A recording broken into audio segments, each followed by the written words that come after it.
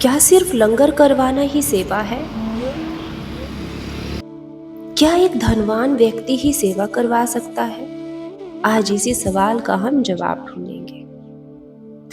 हर बार मैं जैसे ही गुरुद्वारे से आती थी तो बस एक बात जो मेरे जहन में घर करके आ जाती थी और मेरा पीछा ही नहीं छोड़ती थी कि काश मैं भी लंगर सेवा करा पाती।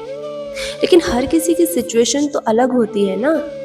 अगर हम लंगर नहीं करवा सकते तो क्या हुआ? इसका मतलब ये तो कभी नहीं कि हम सेवा भी नहीं करा सकते। तो आज की वीडियो में हम उन छोटी छोटी सेवाओं के ही नाम बताएंगे जो बिना ज्यादा पैसों के भी दिल से की जा सकती है। तो चलिए फिर आज इसी खूबसूरत जगह से अपनी जर्नी शुरू करते हैं और वीडियो को एंड तक देखिएगा यदि आपको सेवा का मूल भाव जानना है तो मैं अभी लंगर तो नहीं करा सकती लेकिन चींटियों का भंडारा जरूर करा सकती हूँ।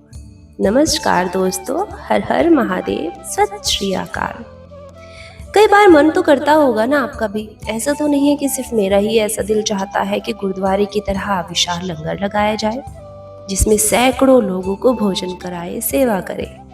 लेकिन हर किसी की आर्थिक स्थिति या सामर्थ्य एक जैसा हो ये जरूरी नहीं।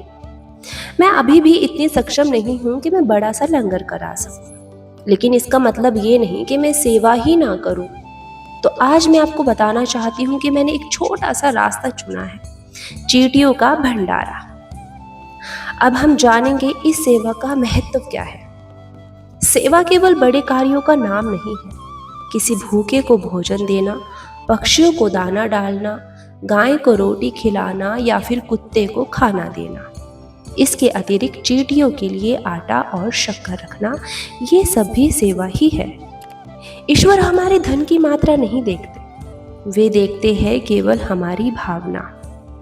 तो फिर चींटियों का भंडारा ही क्यों?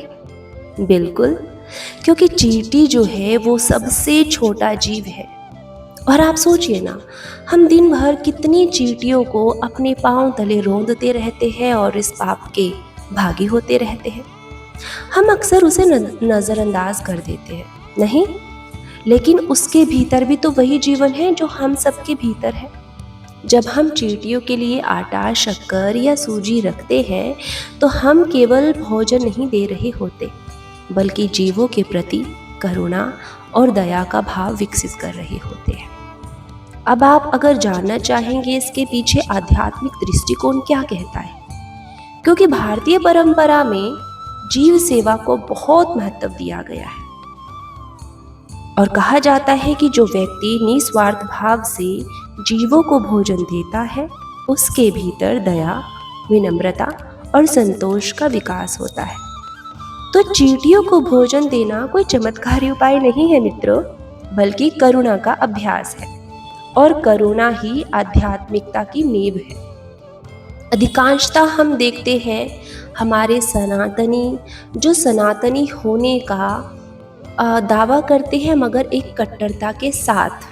मगर आप यदि आध्यात्मिक दृष्टिकोण से देखेंगे, अगर आपके अंदर करुणा का भाव ही नहीं है तो फिर आपके अंदर भक्ति ही नहीं है।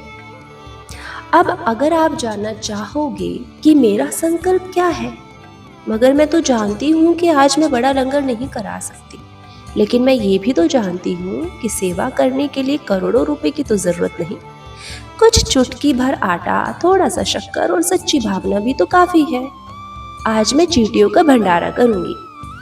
कल यदि ईश्वर ने मुझे सामर्थ्य दी तो शायद लोगों को भी मैं लंगर करा सकूंगी। लेकिन सेवा की शुरुआत आज और अभी से हो सकती है।